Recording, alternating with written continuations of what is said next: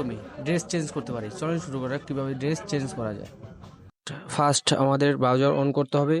সেখানে সার্চ বারে লিখে দেব কালার্স ভির্চুয়াল ট্রাই অন। লিখে দেওয়ার পর এখানে অ্যাপ্লিকেশনটা প্রবেশ করব। এখন আমরা যে পিকটির ড্রেস চেঞ্জ করতে চাচ্ছি সেই পিকটি এখানে আপলোড করে দিব। আপলোড করার শেষে এখন আমাদের সুন্দর একটি ড্রেসের জন্য অ্যামাজন থেকে যে কোনো যে ড্রেসটা সুন্দর লাগে আর কি, সেই ড্রেসটা আমরা নামিয়ে নেব।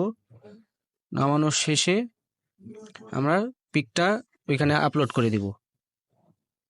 আপলোড করে দিব। আপলোড করার শেষে এখানে রান অপশন আছে, ওই রান অপশনে ক্লিক দিব।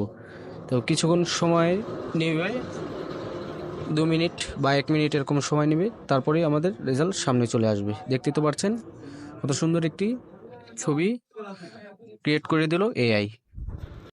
চাইলে আমরা পিকটি ডাউনলোড করে নিতে পারবো, ডাউনলোড অপশন দেওয়া আছে।